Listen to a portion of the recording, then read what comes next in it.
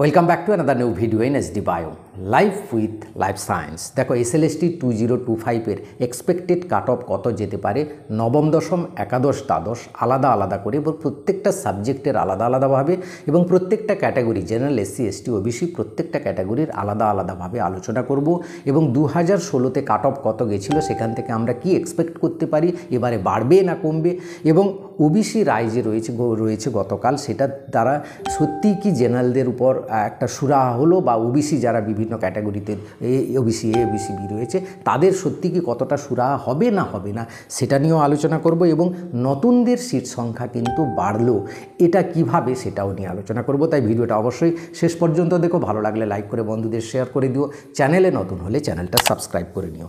দেখো প্রথমেই আসি আমরা একটু OBC রায় নিয়ে। দেখো গতকাল সুপ্রিম কোর্টের OBC রায় একদম স্পষ্ট নির্দেশ দিয়ে দিয়েছে হাইকোর্টকে যে একটা রাজ্যের একটা কমিশনের যে সিদ্ধান্ত কাকে OBC করবে কাকে OBC করবে না সেটা নির্ভর করে সেই রাজ্যের উপর বা সেই ব্যাকওয়ার্ড ক্লাসের কমিশন যে রয়েছে তার উপর কিন্তু হাইকোর্ট স্থগিতাদেশ দিতে পারে না।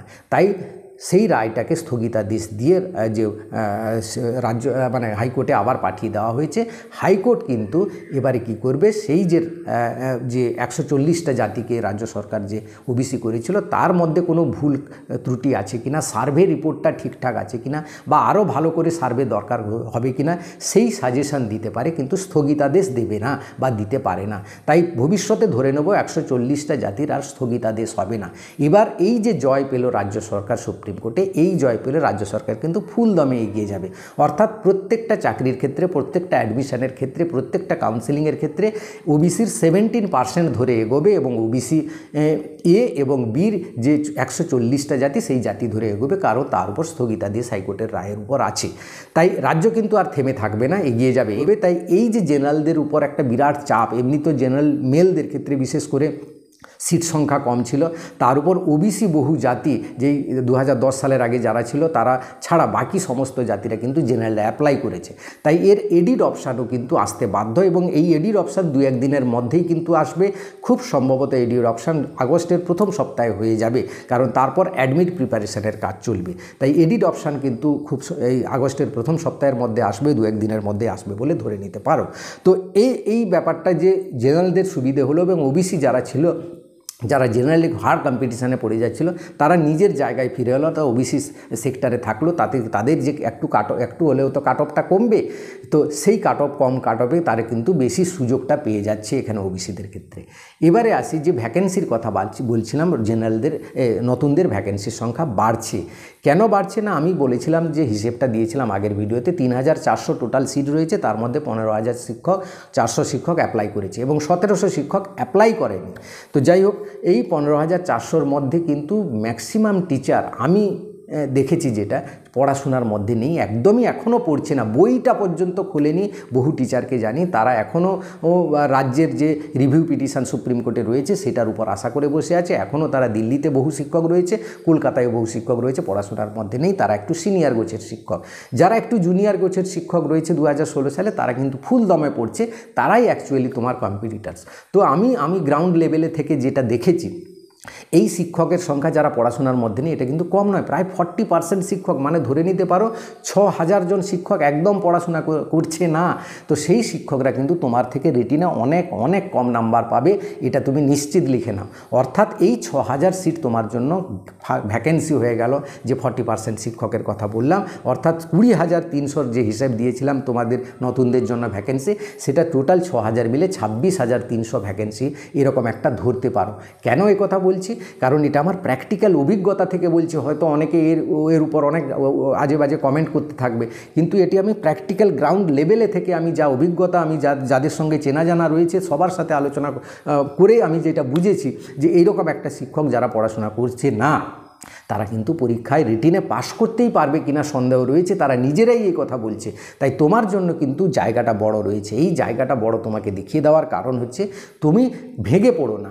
সিট সংখ্যা তোমার কম রয়েছে, তুমি জেনারেল, এটার জন্য তুমি ভেঙে পড়ো না, তোমাকে লড়াইতে থাকতে হবে। লড়াইতে থাকলে তবেই গিয়ে তুমি জিততে পারবে। লড়াইয়ের আগে তুমি যদি অস্ত্র ফেলে দাও তাহলে যুদ্ধের কোনো জায়গা থাকছে না তোমার।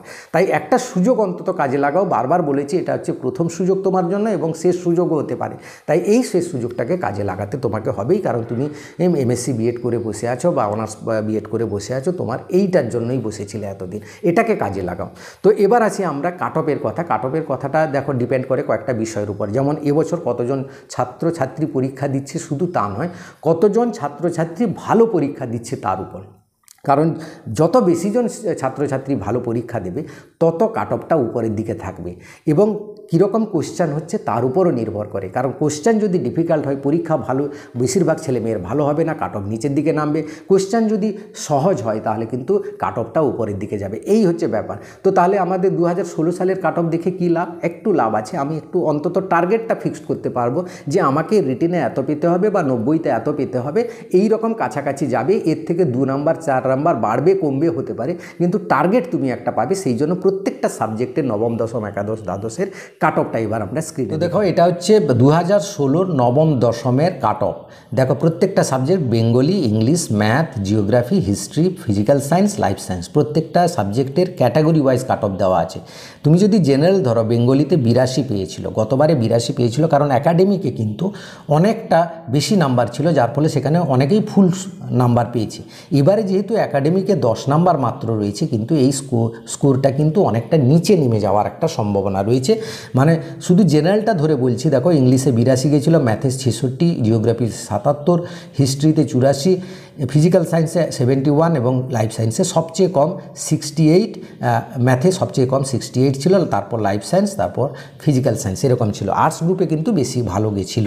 তার কারণ হচ্ছে এইটাই যে বললাম, একাডেমিকের নাম্বারটার জন্য। এবারে 10 নাম্বার আছে, কাট অফটা এতটা হয়তো নাও যেতে পারে, কারণ থিওরিতে যতটা একাডেমিকে যতটা নাম্বার পাওয়া যায়, থিওরিতে অতটা ভালো স্কোর করা যায় না। এবার আসো দেখো প্রত্যেকটা ক্যাটাগরিতে ওবিসি এ, ওবিসি বি এবারে যেহেতু থাকবে, তাই এই রকম কাট অফ ধরে কিন্তু তোমাকে এগোতে হবে, বা এর থেকে একটু কম পেলেও তুমি কিন্তু এবারে চান্স পাবে। পুরো কাট অফটার একটা স্ক্রিনশট নিয়ে তুমি তোমার সাবজেক্ট কোনটা, সেই সাবজেক্ট অনুযায়ী তুমি কিন্তু তোমার সাবজেক্ট এবং তোমার ক্যাটাগরি ওয়াইজ অ্যানালাইসিস করো। আমি আর প্রত্যেকটা বর্ণনা করছি না। এবার আসি আমরা অনার্স পিজির ক্ষেত্রে। দেখো প্রত্যেকটা সাবজেক্টের এখানে একটু আলাদা আলাদা করে বলবো আমরা। এবার আমরা 11-12 যে সংস্কৃত রয়েছে, সেই সংস্কৃতে যদি আসি, দেখো এখানে পিজির জন্য যে কাট অফ গেছিলো কীরকম না, জেনারেলদের ক্ষেত্রে মেলদের ক্ষেত্রে 88, ফিমেলদের ক্ষেত্রে 87। দেখো মেল এবং ফিমেলদের ডিফারেন্স 1, 2, 3, ম্যাক্সিমাম 3 পর্যন্ত ডিফারেন্স আছে, এর বেশি কিন্তু নেই। ফিমেলদের একটু কম যাবে।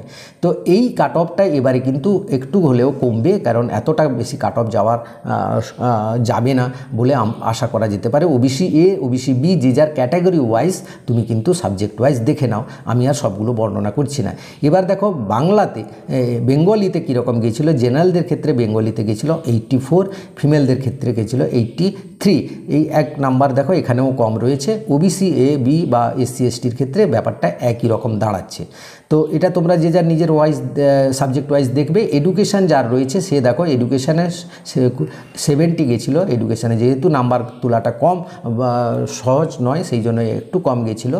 ওবিসি জেনারেল সমস্ত কিছু দেখে নাও। এবার আমরা আসি এনভায়রনমেন্টাল স্টাডিজ, যদিও এর সিট সংখ্যা খুব কম থাকে। এখানে শুধুমাত্র জেনারেল আর ওবিসির সিট ছিল, যেটা 80 আর 70, জেনারেলদের সিট ছিল 80 আর 79 ছিল, আর সিট ছিল না এখানে। এবার দেখো ফিলোসফি, আর্টসের আরেকটি সাবজেক্ট, যেখানে জেনারেলে গেছিলো 82 আর ফিমেলদের ক্ষেত্রে গেছিলো 81। এবং এসসি এসটি ওবিসি সমস্ত কিছু তোমাদেরও দেওয়া আছে, তোমরা কিন্তু দেখে নাও।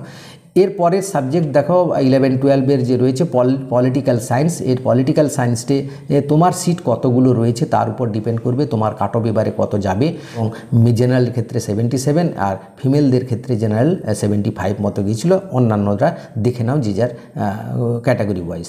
ফিজিক্সে আসি আমরা। ফিজিক্সে জেনারেলে গেছিলো 75-এর মতো, 75 গেছিলো ফিজিক্সে।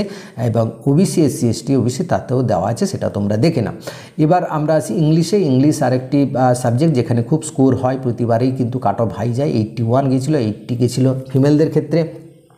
এবং এসসি এসটি ওবিসি সেটাও দেওয়া আছে, সেটা তোমরা দেখে নিও। এবার নিউট্রিশন আরেকটি সাবজেক্ট, যেটা হচ্ছে 82 গেছিলো এবং 81 গেছিলো ফিমেলদের ক্ষেত্রে। ওবিসি এসসি এসটি এদের এরকমভাবে গেছিলো। তবে এসটিটা দেখো জেনারেল থেকে এসটির কিন্তু গ্যাপটা অনেক বড়। হিস্ট্রিতে 85 গেছিলো জেনারেলদের। ওবিসি এর ক্ষেত্রে গেছিলো 83, ওবিসি বির ক্ষেত্রে 83।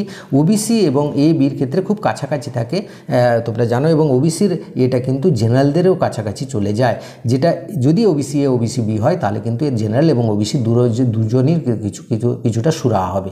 এবার আসি বায়োলজিক্যাল সায়েন্স, আমার সাবজেক্ট দেখো এখানে 76 গেছিলো জেনারেল এবং ওবিসি এর গেছিলো 69, এসসি এসটি ও দেখে নাও 56 পর্যন্ত লাস্ট গেছিলো বায়োলজিক্যাল সায়েন্সে। কেমিস্ট্রি দেখো আরেকটি সায়েন্সের সাবজেক্ট, সেখানে 71 গেছিলো এবং 76 ফিমেল, অনেকটা কিন্তু এখানে কমে গেছিলো, প্রায় 4 পয়েন্ট কিন্তু কমে গেছে। এবার দেখো এসসি এসটি ওবিসি তাদের ক্ষেত্রে কিন্তু ব্যাপারটা একই রকম থাকছে, একই ধাঁচে কিন্তু কমে যাচ্ছে। এবার আসি কম্পিউটার অ্যাপ্লিকেশান অনেকেই দেয় পরীক্ষা, কম্পিউটার জেনারেলদের 68 গেছিলো, খুব একটা বেশি যায়নি, 64 গেছিলো ফিমেলদের, অনেকটা কম গেছিলো, এখানেও 4 পয়েন্ট মতো কমেছে। এবার দেখো কম্পিউটার সায়েন্সের গেছিলো 69, মোটামুটি কাছাকাছি কম্পিউটার অ্যাপ্লিকেশনের সঙ্গে, এবং 66 এটাও যথেষ্ট কম গেছিলো ফিমেলদের ক্ষেত্রে, এসসি এসটি ওবিসি সেটা তোমরা মিলিয়ে নাও। এবং জিওগ্রাফির ক্ষেত্রে দেখো 84, জিওগ্রাফির কাট অফ একটু বেশি যায়, যারা জিওগ্রাফি পরীক্ষা দেবে তারা কিন্তু এটা মাথায় রাখবে, 84 85 এরকম কাট অফ যাবে কিন্তু ফিমেলদের 83, এবং এসসি এসটি ওবিসিদের ক্ষেত্রে বাকি যারা রয়েছে তারা দেখে নাও। তো এটা থেকে আমরা বুঝতেই পারছি যে 2025-এ কিন্তু কাট অফ এর থেকে হলেও কিছুটা কমবে, কারণ এক্সপিরিয়েন্সের ক্ষেত্রে সেখানে তো এক্সপিরিয়েন্সে অ্যাডভান্টেজ তো শিক্ষকরা পাবেই, সেটা তো বুঝতেই পারছো, সেটা ধরে নিয়ে তোমাকে এগোতে হবে, তোমাকে কিন্তু হেরে গেলে চলবে না। তো এই ছিল আজকের ভিডিওটা ভালো লাগলে অবশ্যই সবাইকে শেয়ার করে দিও। Thank you for watching.